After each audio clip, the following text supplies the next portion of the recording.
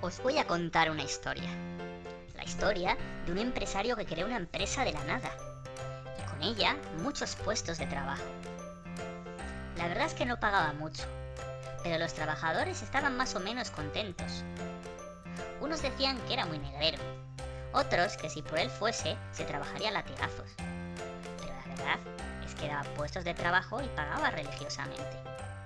Así que, con sus cosas malas, le gustaba dar trabajo a la gente y estaba orgulloso de ello. Sus decisiones eran acertadas y rápidamente los buenos números hicieron acto de presencia.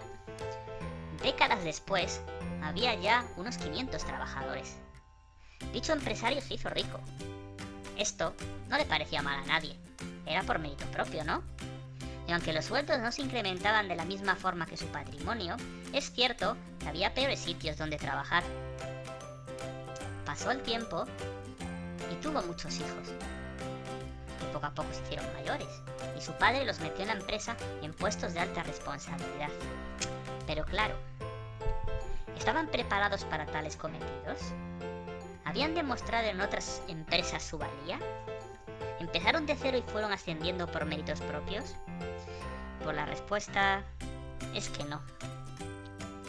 Al menos, los hijos eran educados y trataban bien a la gente. Bueno, todos los hijos igual no, porque había uno... Sí, el hijo más ambicioso era normalmente educado, salvo que sacara su verdadero yo. En su foro interno pensaba que los trabajadores deberían estar más agradecidos por tener ese trabajo, que deberían trabajar más horas de las legales, sin cobrarlas, claro. Todo por el bien del negocio. El máximo mérito de ese hijo era dar año tras año números rojos en la parte de la empresa que él dirigía. Toda la gente a su cargo coincidía en que era muy déspota, mal educado, que era una pesadilla trabajar para él. Decían: que no se muera el padre fundador, por favor, que no se muera. Porque en sus manos esta empresa dura un telediario, por favor, que no se muera el padre. La empresa siempre se llevó autoritariamente desde el consejo de dirección. Incluso los otros altos cargos tenían poco poder a la hora de tomar decisiones. Ni se pedía consejo ni se tomaba en cuenta. Así que en los buenos tiempos, las malas decisiones que se tomaron se notaron un poco. Era dinero que se dejaba de ingresar, pero se seguía ingresando mucho.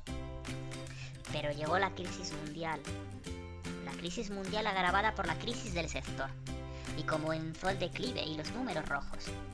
El director general y fundador, con buenas intenciones y con ideas más cuestionables que esas intenciones, hizo lo que pudo.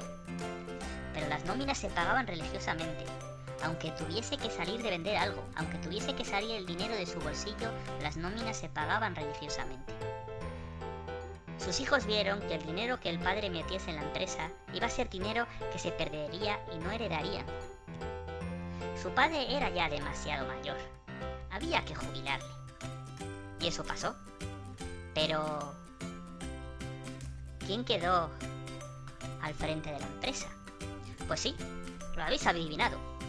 Para buscar la viabilidad se empezó a hacer ERES, forzar a los trabajadores a bajarse el sueldo a cambio de no echar a nadie más a la calle. Los trabajadores aceptaron todas las medidas. Si la situación era mala, pues todos debían de hacer por superarla. Pero la dirección también debería de tomar buenas decisiones y llevar por buen camino a la empresa.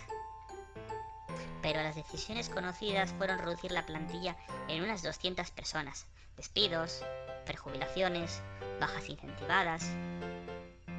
Pero de nada sirvió.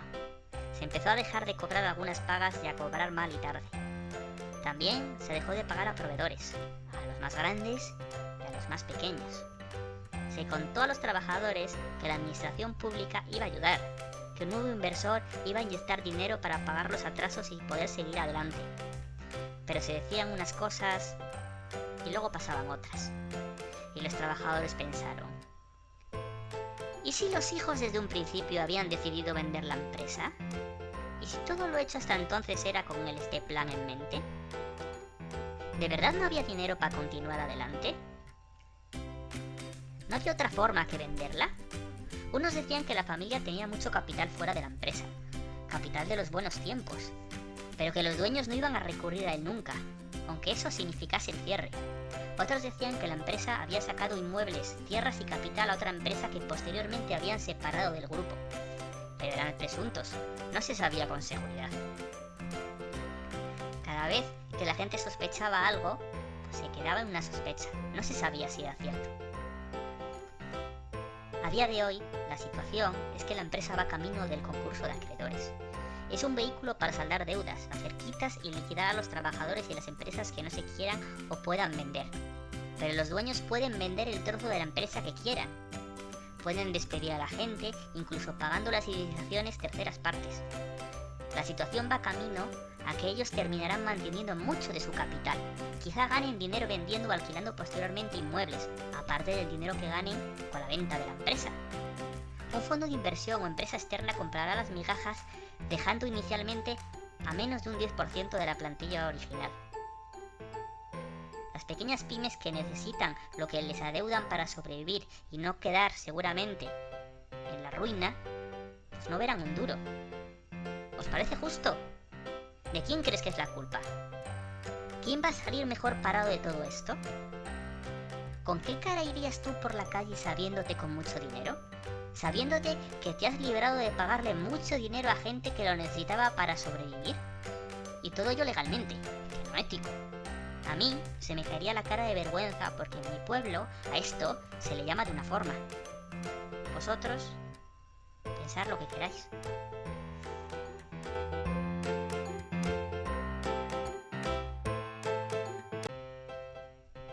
Os voy a contar una historia.